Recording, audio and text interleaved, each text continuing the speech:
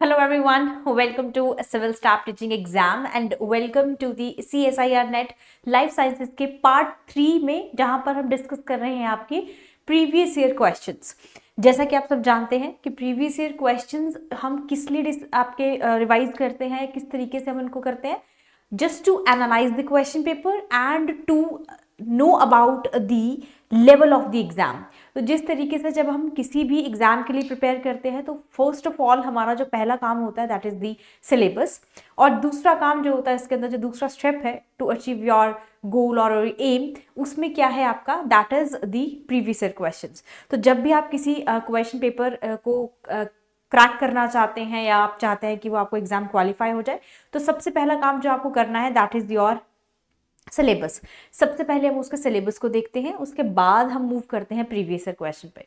तो जैसे कि आप सब जानते हैं कि CSIR नेट का जो आपका लाइफ साइंसेस का सिलेबस है वो आपको मिल जाता है आपकी पर्टिकुलर और सेट साइट पर। इसके बाद जो हमारा दूसरा काम है वो है हमारा कि हम इसके प्रीवियस ईयर क्वेश्चंस को एक बार देखकर उसको एनालाइज करें। एनालिसिस क्यों? ताकि जब हम नेक्स्ट ईयर के लिए या जब भी हमारा नेक्स्ट एग्जाम है, जब भी हमने सोचा है कि हम उसको आपके क्वेश्चन पेपर को जो है उसको हम क्या करेंगे, फेस करने वाले, काउंटर करने वाले हैं, तो उससे पहले हम उसमें देखते हैं उसके प्रीवियस ईयर क्वेश्चंस, सॉल्व करने की कोशिश, और साथ में आप उसके साथ साथ लिखते हैं कि कौन कौन से टॉपिक से आपको किस किस तरह के क्वेश्चंस आए हैं, कौन सा आपका मॉड्यूल है, क्योंकि आप जानते हैं कि there are 13 kind of your units जो आपकी CSIR नेट लाइफ साइंसेस के अंदर है। 13 यूनिट्स में से आपको देखना है कौन सा क्वेश्चन किस यूनिट से पूछा गया है। तो ये है आपका CSIR नेट का सेशन, जिसके अंदर फिर से हम बात करेंगे आपके कुछ प्रीवियस ईयर क्वेश्चंस की। सो ये आपके अदर एग्जाम्स के लिए है, जैसे TGT और PGT के लिए सिविल स्टाफ आपके लिए लेकर आया ऑनलाइन कोर्सेज, जहां पर आपका जो सिलेबस है for the exam it has been described and discussed in detail. तो इसके जो बैचेज हैं they are starting from 18th and 11th of December 2023। जल्दी से एनरोल कर लीजिए। किसी भी तरह की कोई भी क्वेरी हो, किसी भी एग्जाम से रिलेटेड आपको कोई भी क्वेरी पूछनी हो, तो आप दिए गए नंबर पर कॉल कर सकते हैं। नंबर आपकी स्क्रीन पर है, you can note it down, और उस पर फर्दर आप कॉल करके फर्दर क्वेरीज जो है अपनी डिस्कस कर सकते हैं। So let's start the session. पहला क्वेश्चन है, इसमें से कौन सी ऐसी स्टेटमेंट है जो सही नहीं है, किसके लिए? Continuous culture based fermentation. तो कल्चर बेस्ड फर्मेंटेशन सबसे पहले क्या है वो देखना पड़ेगा, यानी कि आपका जो ये है that is from the fermentation, जैसे हम फर्मेंटेशन करते हैं, बैच फर्मेंटेशन है, कॉन्टिन्यूस फर्मेंटेशन है, वहां से आपको क्वेश्चन पूछा गया और पूछा गया इसमें से कौन सी स्टेटमेंट जो है वो सही नहीं है, यानी कि दिस इज नॉट ट्रू। तो जो ऑप्शन है number 1 is your exponential phase of growth is extended. ठीक है, तो क्या करेंगे, सबसे पहले कुछ की टर्म्स पे इस पे फोकस कर लेंगे। ठीक है जी, तो की टर्म्स क्या है आपके, कि एक्सपोनेंशियल फेज जो है ग्रोथ का वो एक्सटेंडेड है, और आपको बताना है इसमें नॉट ट्रू, तो इस पे भी फोकस रखना है आपको। एक्सपोनेंशियल फेज है, न्यूट्रिएंट्स जो होते हैं they are utilized efficiently and faster, दूसरा ये है आपका। तीसरा ऑप्शन बोलता है जो रिस्क है कंटामिनेशन का वो lower than the batch fermentation. जैसे कि हमने पहले डिस्कस किया है कि दो तरह की फर्मेंटेशन यूजुअली जिसके बारे में हम बात कर रहे हैं, they are your culture based and your batch fermentation. दोनों फर्मेंटेशन के प्रोसेसेस है, दोनों में डिफरेंस है, क्योंकि एक के अंदर न्यूट्रिएंट्स की जो फ्लो है दैट इज कॉन्टिन्यूअस, और एक के अंदर क्या है, वन टाइम है। तो बैच फर्मेंटेशन इज लाइक कि हम एक ही बार उसमें क्या कर देते हैं, सब कुछ इनॉक्यूलेशन एंड ऑल सब कुछ बायोरिएक्टर में डाल देते हैं। जबकि जब हम कॉन्टिन्यूअस की बात करते हैं तो वहां पर हम क्या करते हैं, देयर इज अ बैलेंस, मतलब वहां पर क्या होता रहता है, थोड़ी थोड़ी देर में एक स्टेडी इंटरवल के टाइम पीरियड पे आप क्या करते रहते हो, जितना आप रिमूव करते हो उतना ही आप इंट्रोड्यूस भी करते हो कल्चर के अंदर आपके फर्मेंटेशन में। लास्ट ऑप्शन है कीमोस्टैट जो होता है, it allows the maintenance of the growth rate during the fermentation. अब इसमें से आपको बताना है कि कौन सी स्टेटमेंट जो है वो सही नहीं है। इस क्वेश्चन को करने के लिए सबसे पहले फर्स्ट एंड फॉरमोस्ट जो स्टेप है आपका वो है आपका फर्मेंटेशन को समझना। फर्मेंटेशन को समझने के बाद उसके टाइप्स को समझना। उसके टाइप्स में भी आपके पास दो दिए गए हैं ऑप्शन, तो आप दो पे ही फोकस करिए। पूरा का पूरा आपको टॉपिक रिवाइज करने की जरूरत नहीं है, आपको सिर्फ इतना देखना है कि जो आपके पास ऑप्शंस दिए गए हैं जिसमें पूछा गया है, जैसे कि continuous culture based, that is your culture based fermentation, continuous है, और दूसरी है बैच फर्मेंटेशन। तो पहले तो आपको इसके बारे में पता होना चाहिए, और जब इसके बारे में पता चल जाता है तो आप यहाँ से क्वेश्चन जो है वो इजीली सॉर्ट आउट कर सकते हैं या आप उसको सॉल्व भी कर सकते हैं। ठीक है, सो करेक्ट आंसर जो है इसका that is obviously option number C, that is your risk of contamination जो होता है वो आपका लोअर देन बैच फर्मेंटेशन। ये सही नहीं है। इनफैक्ट जो रिस्क है कंटामिनेशन का is not lower but it is comparatively high as compare to the batch fermentation. अब ये गलत क्यों है, तो इसकी थोड़ी सी डिटेल एक्सप्लेनेशन देख लेते हैं। पहले तो ऊपर देखिए, मैंने आपको एक्सप्लेनेशन इसलिए भी लिखकर यहाँ पर मेंशन की है, देखो समझाने को मैं आपको ओरली भी ये चीज बता सकती हूँ ऑब्वियसली, बट मैंने आपको यहाँ पर इसलिए यहाँ पर दिया है ताकि आप एक तो आप स्क्रीनशॉट ले सको चीजों का। ठीक है, स्क्रीनशॉट लेने के बाद you have a kind of short notes, किसी भी टॉपिक पे आपके पास एक शॉर्ट नोट बन जाता है जो कि मैंडेटरी है किसी भी चीज को सॉल्व करने के लिए। तो जब भी आप कभी फर्दर फर्मेंटेशन को पढ़ोगे तो ये पॉइंट्स आपको हेल्प करेंगे to understand the basic concept behind the fermentation. और कोई भी अगर टॉपिक है उसके अंदर जो बेसिक सा हमारा वो रहता है, आइडिया रहता है, उसके बेस पर हम उसको सॉल्व करते हैं। तो जो एक्सपोनेंशियल फेज होता है ग्रोथ का वो एक्सटेंडेड होता है, ठीक है, कॉन्टिन्यूस में, क्योंकि ये क्या करता है, ये अलाउ करता है कल्चर को कि वो उस फेज में रहे मोस्ट रैपिड और एफिशिएंट ग्रोथ के लिए। तो अब अगर आपने देखा हो जो कॉन्टिन्यूस फर्मेंटेशन होती है इसके अंदर क्या होता है, there is a continuous flow of the system, मतलब कॉन्टिन्यूस फ्लो सिस्टम है जिसके अंदर आपका क्या है, आपके जितने न्यूट्रिएंट्स इन है उतने ही आउट भी है। कहने का मतलब क्या है कि फ्रेश न्यूट्रिएंट्स जो होते हैं दे आर कॉन्टिन्यूसली एडेड और सप्लाई टू द कल्चर, और whereas equal amount of जो आपका या इक्वल वॉल्यूम जो है आपका कल्चर का इट इज रिमेनिंग और आउटसाइड दी कल्चर, यानी कि रिमूव भी हो रहा है और ऐड भी हो रहा है, that is called as continuous culture based fermentation. तो उसके अंदर एक्सपोनेंशियल फेज जो होगा वो ऑब्वियसली एक्सटेंडेड होगा ताकि उसके अंदर क्या हो सके, प्रॉपर ग्रोथ हो सके, एक फेज ऑफ आपका क्या है मोस्ट रैपिड और एफिशिएंट ग्रोथ हो सके। अब क्योंकि न्यूट्रिएंट्स जो है they are continuously adding, adding का मतलब क्या है, तो जो उसका यूज है, यूटिलाइजेशन है वो भी क्या है, फास्ट है, ऑब्वियसली फास्ट है, क्योंकि उसमें न्यूट्रिएंट्स जो है वो क्या हो रहे हैं, ऐड हो रहे हैं। अब हमने ऊपर बोला एक्सपोनेंशियल फेज जो है वो एक्सटेंडेड है क्योंकि उसके अंदर जो आपकी ग्रोथ है वो रैपिड है और एफिशिएंट है। रैपिड होगी तो उसको न्यूट्रिएंट्स की जरूरत भी पड़ेगी, इसलिए न्यूट्रिएंट्स जो सप्लाइड होते हैं वो क्या रहते हैं आपके, they are being utilized very fast continuous culture के अंदर। तो माइक्रो ऑर्गेनिजम्स जो होते हैं वो उनको जल्दी यूटिलाइज कर लेते हैं ताकि उनकी कॉन्टिन्यूस ग्रोथ जो है वो होती रहे, तो सपोर्ट करने के लिए वो उसको यूज करते हैं। अब जो आपका तीसरा था रिस्क, अब देखो अगर आप किसी चीज को बार बार उसमें जो चीजें ऐड कर रहे हो, कॉन्टिन्यूस है, आप ऐड कर रहे हो फिर रिमूव कर रहे हो, so there is like a risk of contamination is high, क्योंकि एक बार अगर आपने किसी का ढक्कन बंद कर दिया, जैसे कि जो बैच फर्मेंटेशन के अंदर होता है, दिस इज बैच फर्मेंटेशन, जिसके अंदर क्या होता है आपका कि एक बार लिड आपने बंद कर दिया, इनॉक्यूलेशन के साथ साथ आपने सब कुछ उसके अंदर न्यूट्रिएंट्स एंड ऑल सब कुछ डाल दिया और बायोरिएक्टर में डाल दिया and it went for the fermentation. उसमें कंटामिनेशन के चांसेस जो होते हैं वो कम होते हैं, कम लोअर होते हैं, बट आपके जो कॉन्टिन्यूस है जहां पर आप बार बार लिड को ओपन करके वहां से आप कॉन्टिन्यूसली फ्लो कर रहे हो इन एंड आउट, तो उसके अंदर क्या होता है आपका, there is a risk of contamination is comparatively high अगर हम बात करते हैं बैच फर्मेंटेशन की, क्योंकि कॉन्टिन्यूस इनफ्लक्स है न्यूट्रिएंट्स का, तो ये क्या कर सकती है, अनवांटेड माइक्रो ऑर्गेनिजम्स की ग्रोथ को भी सपोर्ट कर सकता है इस तरीके से। ठीक है, इसलिए इसको कहते हैं कि रिस्क जो है वो आपका क्या है, हायर है। अब यहां पर आपको मेंशन किया गया है, यहां पर this is continuous culture based के कुछ आपके पॉइंट्स है जो कि आपके लिए इंपॉर्टेंट है, जैसे कि ये कॉन्टिन्यूस फ्लो सिस्टम है माइक्रो ऑर्गेनिजम्स का, इसमें क्या किया जाता है, एक to maintain a culture of the micro organisms. ठीक है, माइक्रो ऑर्गेनिज्म जो है उसके अंदर वो प्रॉपर रहे, एक मेंटेन रहे उनका जो वॉल्यूम है, इसके लिए उनको किया जाता है कॉन्टिन्यूस फ्लो सिस्टम के अंदर। फ्रेश न्यूट्रिएंट्स जो होते हैं वो कॉन्टिन्यूसली सप्लाइड होते हैं आपके, और equal volume of culture is removed किसके अंदर, कॉन्टिन्यूस कल्चर बेस्ड फर्मेंटेशन के अंदर, और ये अलाउ करता है more stable and predictable conditions के अंदर, जो कि एडवांटेजियस हो सकती है किस किस प्रोडक्शन के लिए, for the production of various products, जैसे कि आपके इथेनॉल, एंजाइम्स एंड कुछ तरह के आपके pharmaceutical products.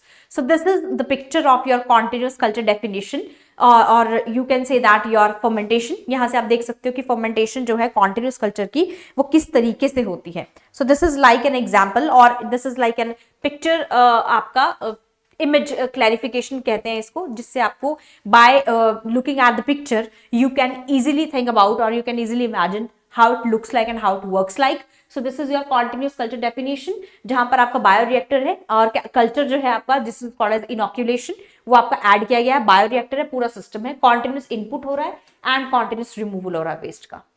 Done. So these are the products and this is the feed and this is the effluent. So this is the whole structure diagrammatically. अगर आप इसको समझना हो, you can take a pause and you can look at the picture as well.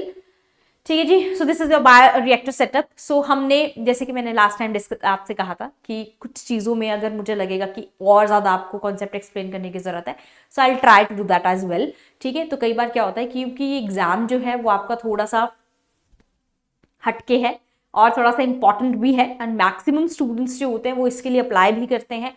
और क्योंकि उनको क्या है, देखो इतना सारा सिलेबस है, इतना बड़ा सिलेबस है आपका कि आप उसको सब कुछ चीज़ों को याद नहीं रख सकते. It is very much difficult. तो हमको याद नहीं रखना है कुछ भी चीज़ों को, हमको समझना है चीज़ों को. ठीक है. लाइक कि अगर आपको एक बार किसी ने कोई चीज़ अपनी बात शेयर की तो आप थ्रू आउट द लाइफ याद रखते हैं. How it works. Have you ever thought कि जब आपको कोई चीज़ याद रहती है, यानी कि कभी अगर 10 साल पहले आपके साथ कुछ हुआ होगा या 10 साल पहले कोई चीज़ हुई होगी या किसी ने आपको कोई बात कही होगी, तो आपको वो याद रहती है.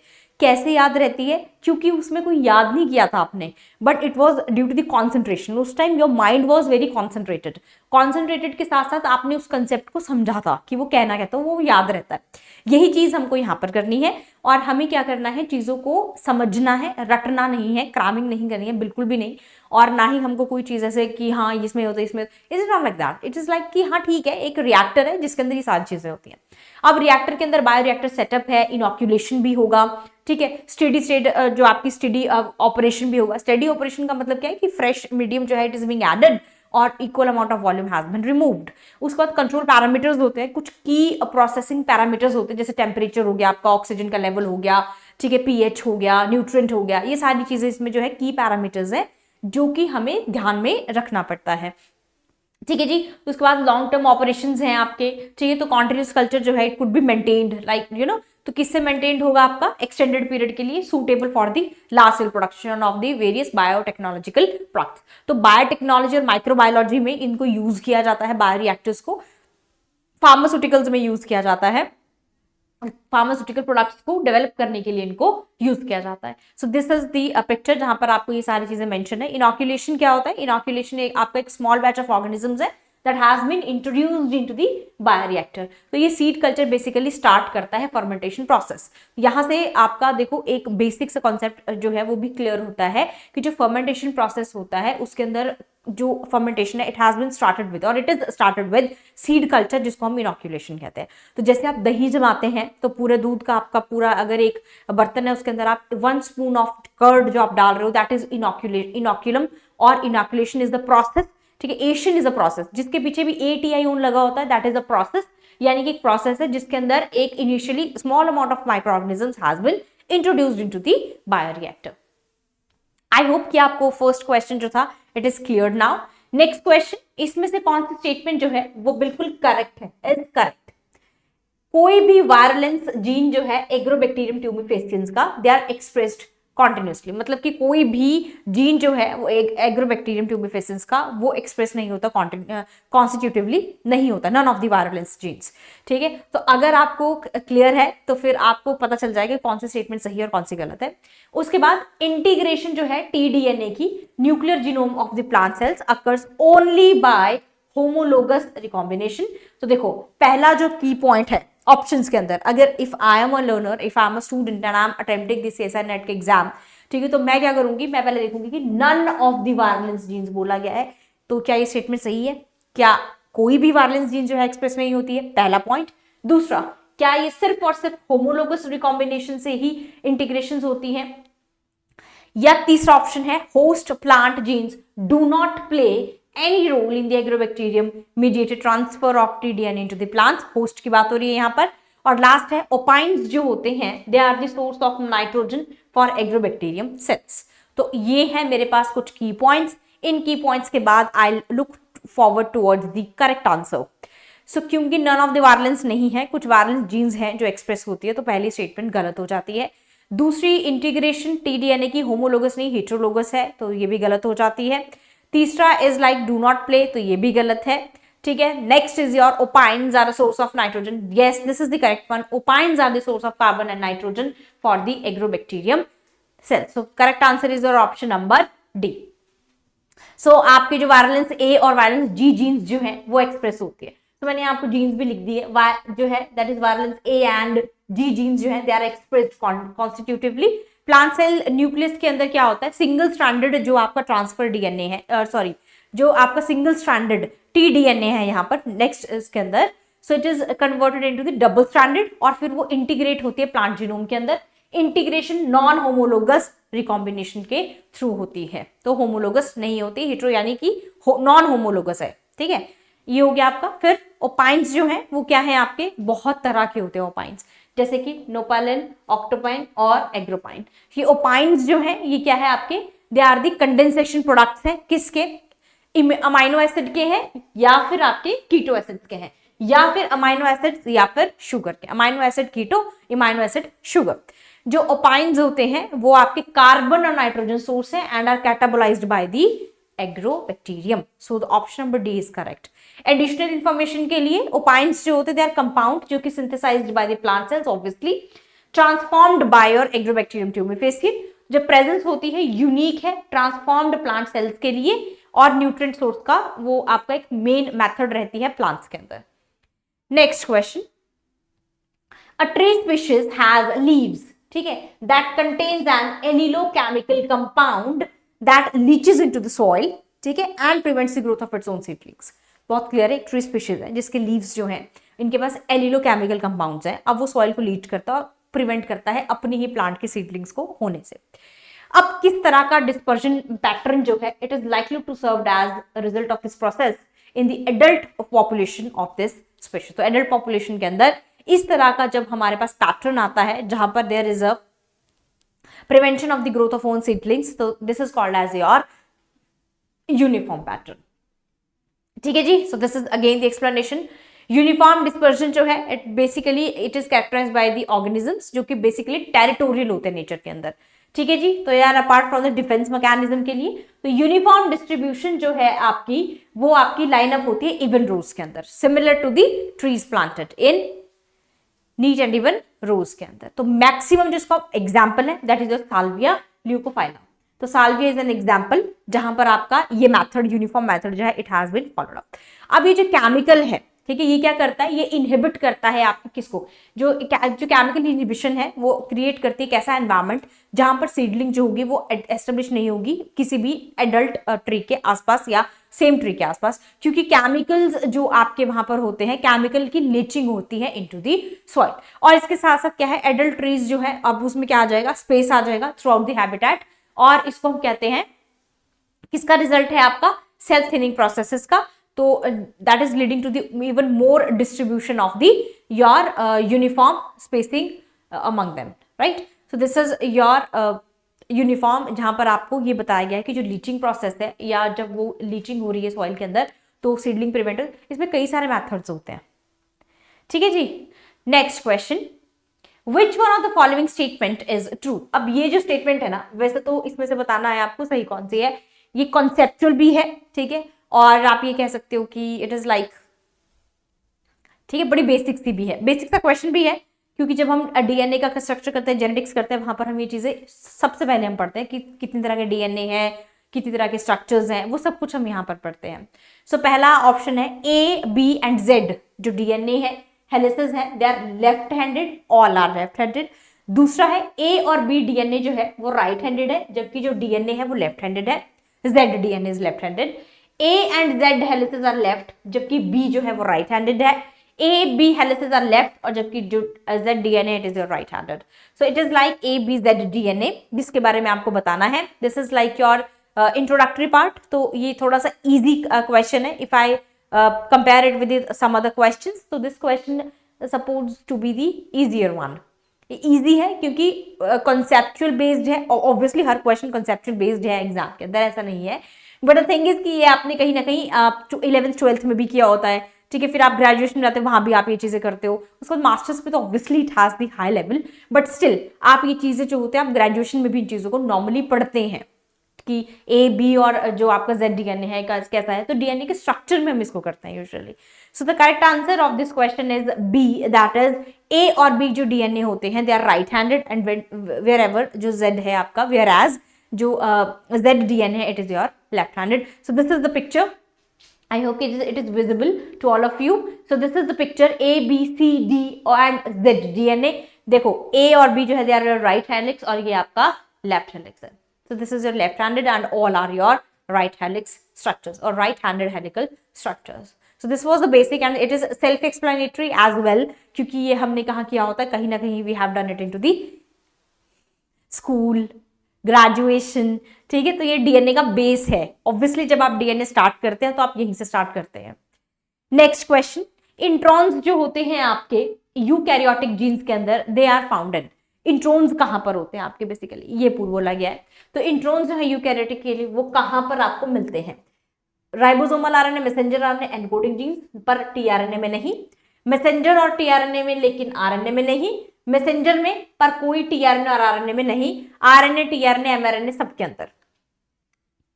अब जब हम इसको 12th के अंदर करते हैं, देखो ट्रांसक्रिप्शन ट्रांसलेशन जब भी आपने 12th में पढ़ी होगी तो आपने वहां पर पढ़ा होगा जेनेटिक्स के अंदर कि it is into the messenger RNA, है ना, वहीं पर करते हैं splicing, RNA splicing.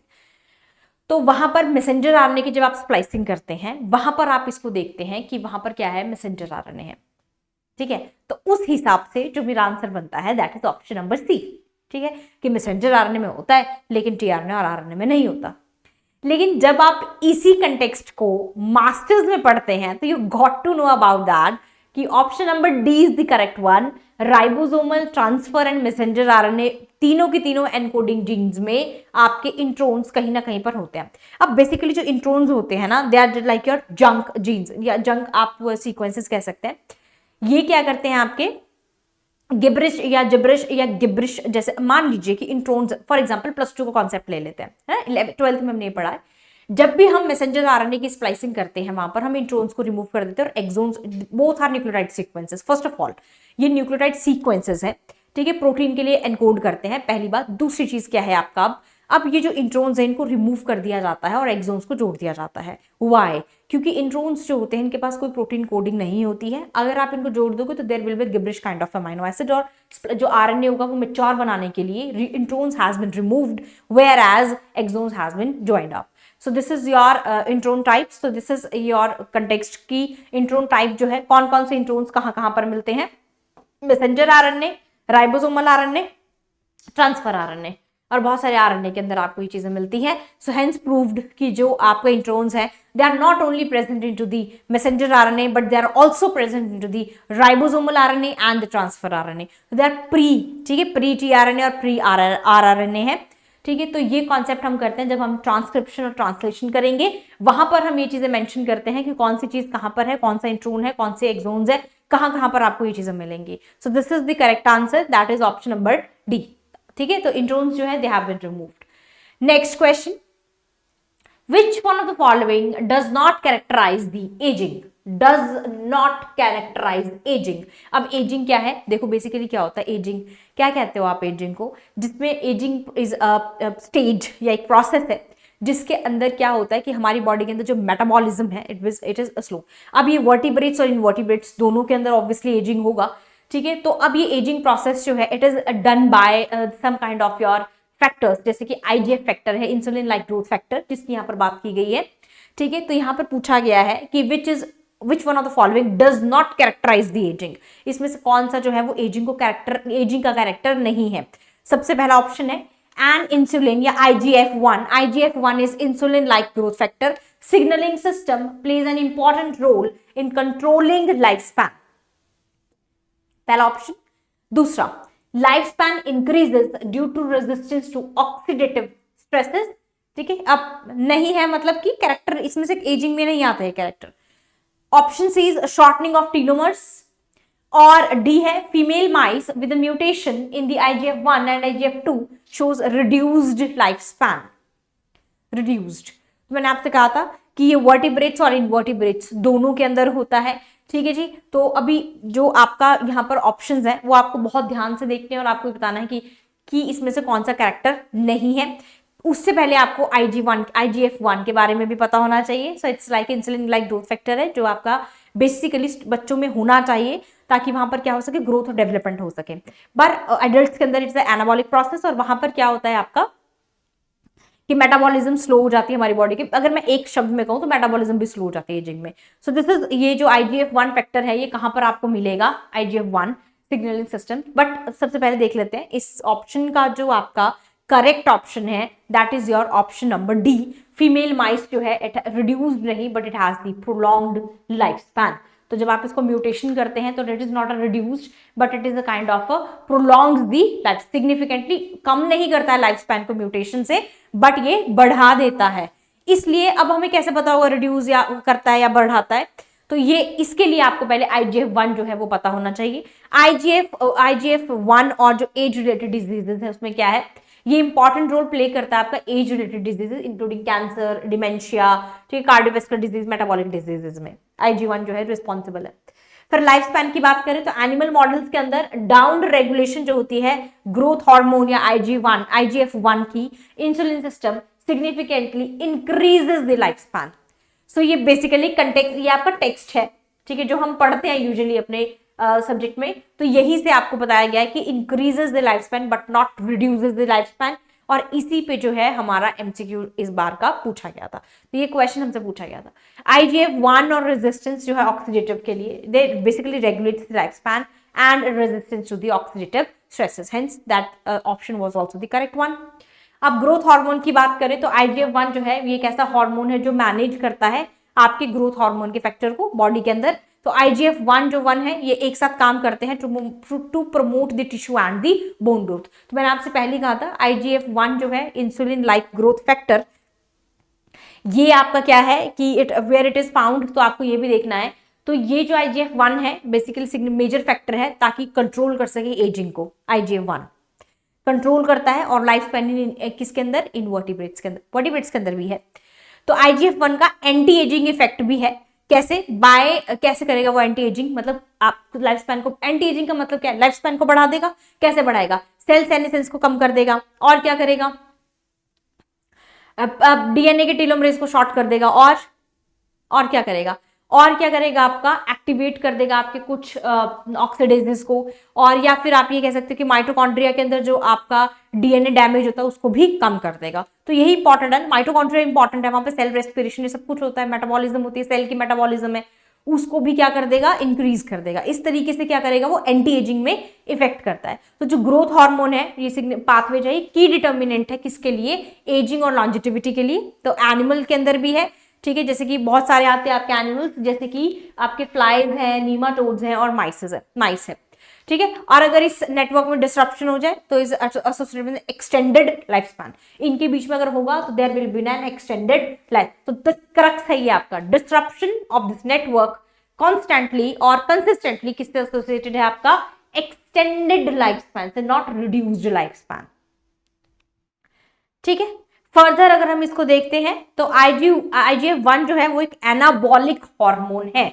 Please make sure कि आप इन चीजों को अंडरलाइन करते हैं और आप इन चीजों पे ध्यान देते हैं, क्योंकि यही आपकी स्टेटमेंट बनाती है कि एनाबॉलिक है, कैटाबॉलिक है, कैसा हार्मोन है, एनाबॉलिक हार्मोन है जो बेसिकली सिंथेसाइज होता है लीवर और आपके लोकल एक्सप्रेस आपके टिश्यूज के अंदर, पेरिफेरल टिश्यूज के अंदर, किसके कंट्रोल में, ग्रोथ आपका hormone, that is your pituitary.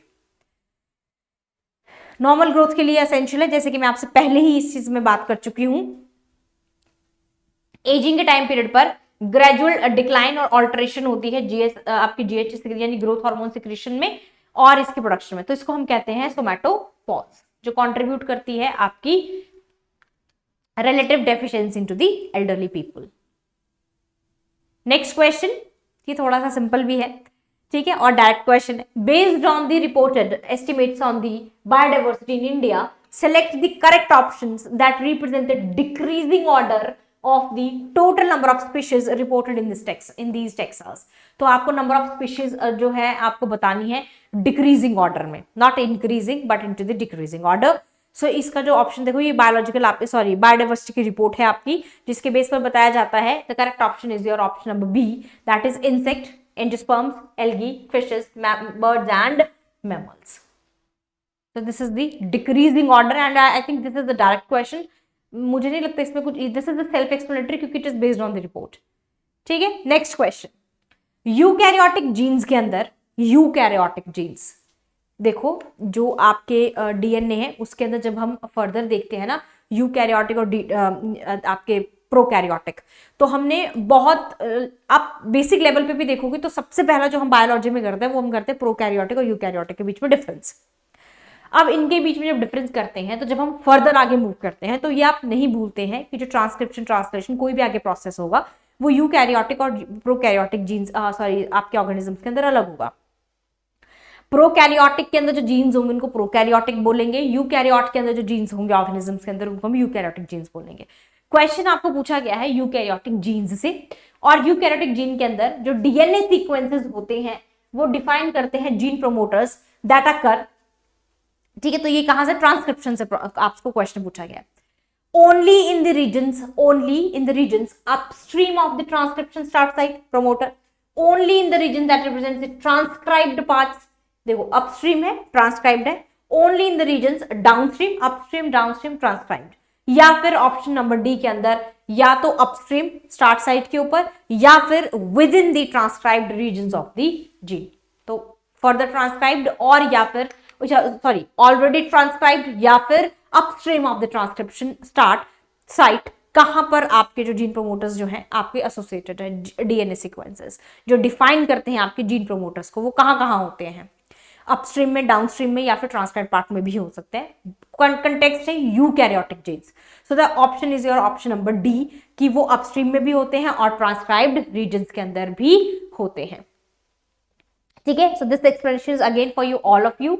तो कोर प्रोमोटर जो होता है वो आपका कितना होता है, 40 to 60 बेस पेयर्स का होता है जो कि इधर अपस्ट्रीम होता है या फिर डाउनस्ट्रीम होता है। सो एक टेक्स्ट है जो आपको मिलता है, आप इसको you can take a screenshot as well, क्योंकि अगर आप कुछ स्टूडेंट्स को क्या होता है कि दे नीड पीडीएफ, राइट, कि आप पीडीएफ प्रोवाइड कर दीजिए व्हाटएवर समथिंग, कुछ भी आपको लगता है यहां से you can easily take a screenshot as well. ठीक है, क्योंकि इतनी सारी ये explanation is for you people. ठीक है, तो यूकैरियोट्स के अंदर बेसिकली प्रोमोटर साइट क्या होती है, वो सीक्वेंसेस होते हैं जो आपकी क्या करते हैं, इंपॉर्टेंट है इनिशिएशन के लिए। तो देखो यूकैरियोटिक के अंदर क्या होता है, transcription is initiation, elongation and your termination. तो इनिशिएशन पे आपके क्या प्रेजेंट होते हैं, प्रोमोटर बेस पेयर्स, और प्रोमोटर रीजन होता है, प्रोमोटर मतलब जो स्टार्ट करेगा आपके ट्रांसक्रिप्शन को। ठीक है, अब कुछ ट्रांसक्रिप्शन यूनिट्स के लिए जो सीक्वेंसेस जो होते हैं वो आपके कोर प्रोमोटर्स के अंदर होते हैं जिनको हम बेसल प्रोमोटर्स भी कहते हैं, राइट। अब ये वैसी साइट है जहां पर क्या होता है, आपका इनिशिएशन कॉम्प्लेक्स जो होता है वो असेंबल हो जाता है, राइट। अब अपस्ट्रीम रेगुलेटरी में भी है और आपका क्या है, अब कोर प्रोमोटर जो है वो क्या है आपका 40 to 60 बेस पेयर्स है बेसिकली इसके अंदर, जो कि एक्सटेंडेड होते हैं या तो अपस्ट्रीम्स होंगे या फिर आपके क्या होंगे, डाउनस्ट्रीम फ्रॉम दी कहां पर, आपके ट्रांसक्राइब्ड साइट के ऊपर। तो इनिशिएशन जो होती है ट्रांसक्रिप्शन की यूकैरियोट्स के अंदर वो क्या रिक्वायर करती है, कौन सा एंजाइम जरूरी होता है ट्रांसक्रिप्शन के, आरएनए पॉलीमरेज और कुछ ट्रांसक्रिप्शन फैक्टर्स जो हम कहां करते हैं, ट्रांसक्रिप्शन के अंदर। तो ये ट्रांसक्रिप्शन का वन ऑफ दी टेक्स्ट है जहां पर जब आप ट्रांसक्रिप्शन को डिटेल में पढ़ोगे तो आपको वहां पर ये चीजें मिल जाएंगी। ऐसा नहीं है कि वहां नहीं मिलेगी, मिल जाएंगी, लेकिन सिर्फ इतना समझो कि जो ट्रांसक्रिप्शन है वो है क्या। देखो ट्रांसक्रिप्शन के अंदर बेसिकली क्या होता है, ट्रांसक्रिप्शन इज लाइक योर कि आपने यहां पर क्या किया, डीएनए से बना आरएनए, ठीक है, और आरएनए से बने प्रोटीन। समटाइम्स आरएनए से डीएनए बन जाता है जिसको रिवर्स ट्रांसक्रिप्शन कहते हैं। So this process is called as transcription and this process is called as translation. Transcription और ट्रांसलेशन में क्या डिफरेंस है, ये डीएनए से आरएनए बन रहा है, यहाँ आरएनए से प्रोटीन बन रही हैं।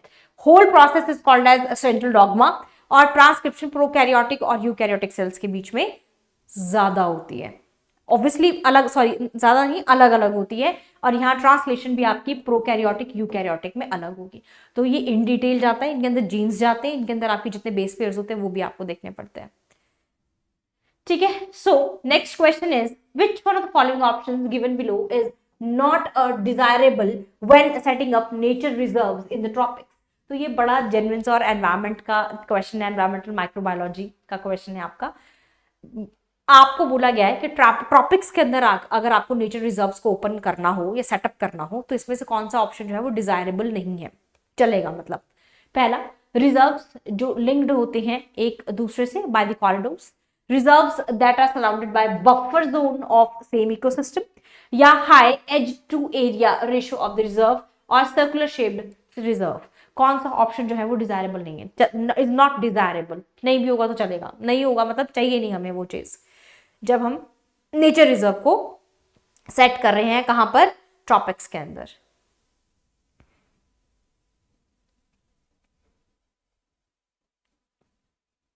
So the correct answer of this question is option number C, that is high edge to area ratio. ठीक है, ये किसके लिए, ये क्या होता है आपका, बेसिकली ये प्रोपोर्शन है किसका, boundary between the reserve and the surrounding areas of the, देखो रिजर्व है और सराउंडिंग एरिया ऑफ द आपका जितना भी टोटल आपका एरिया होता है रिजर्व का, तो वहां पर आपका क्या है, this is your high edge to area ratio, तो ये रिक्वायर्ड नहीं होता। और ये क्या इंडिकेट करता है, ये बेसिकली आपका इंडिकेट करता है एक large perimeter relative towards the core area. Last question of the session is, in a cooperatively breeding species, cooperatively breeding species के अंदर कौन सी कंडीशन जो है वो ज्यादा हेल्पर है, more likely to exhibit the philopatry या philopatry.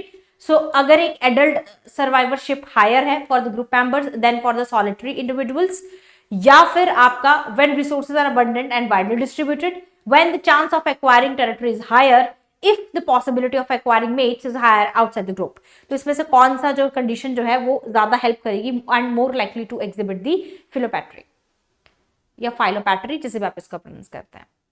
So the correct answer, breeding species से आपको क्वेश्चन है, correct answer is your option number A, अगर एडल्ट सर्वाइवरशिप जो है वो हायर है for group members than for the solitary individuals. तो हेल्पर्स कौन होते हैं, they are the individuals who do not breed but instead they help to raise the youngs. Obviously cooperative के अंदर क्या होता है, जो हेल्पर्स होते हैं बेसिकली वो कौन होते हैं, जो हेल्प करते हैं, वो खुद ब्रीड नहीं करते हैं बट दे हेल्प।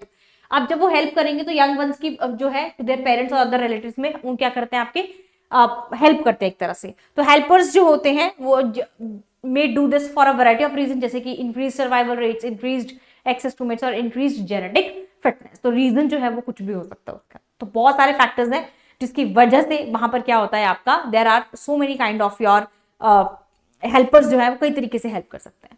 ठीक है, तो ये डिपेंड करता है कि वो किसके ऊपर है, right. So this was all about for today's session. I hope कि आपको सेशन अच्छा लगा होगा। Please like share and subscribe, और किसी भी तरह का कोई भी डाउट हो तो you can ask into the comment box, कोई क्वेरी हो तो you can call on the number as well. ठीक है, तो स्टार्टिंग में सेशन में मैंने आपको वो बताया है। ठीक है, तो आपको क्या करना है, आप खुद भी जो है अपने पेपर को एनालाइज कर सकते हैं, अपने क्वेश्चन पेपर को एनालाइज करके आप खुद भी देख सकते हैं। जो स्टूडेंट सेल्फ स्टडी करना चाहते हैं उनके लिए भी ये जो सेशंस होते हैं दे आर इंपॉर्टेंट, क्योंकि वहां से आपको थोड़ा आइडिया लग जाता है कि कौन से सिलेबस में किस टॉपिक से ज्यादा क्वेश्चन पूछे गए हैं। तो जब ये एक सीक्वेंस में जब चलेंगी तो जब आपके, क्योंकि देखो जब आपका नेट होता है, जब भी CSI नेट होता है हर साल होता है आपका, उसमें क्या होता है आपको हेल्प मिलेगी कि कौन से टॉपिक्स पे हमेशा एग्जामिनर्स जो होते हैं वो फोकस करता है, जो कमीशन है वो सबसे ज्यादा किस पर फोकस करता है, तो वो आपको पता चल जाता है। और जब आप थोड़ा सा भी हिंट हो तो उस टॉपिक को आप ज्यादा अच्छे से करते हो, ज्यादा डेप्थ में करोगे तो ज्यादा चांसेस है कि आपके क्वेश्चन जो आपका पेपर है it can be clear easily. ठीक है, बाकी मेहनत आपकी है, और अगर वीडियो अच्छी लगी तो please like share and subscribe. मिलते हैं नेक्स्ट वीडियो के अंदर नए आपके प्रीवियस ईयर क्वेश्चंस के साथ। Till then thank you and have a nice day, bye bye.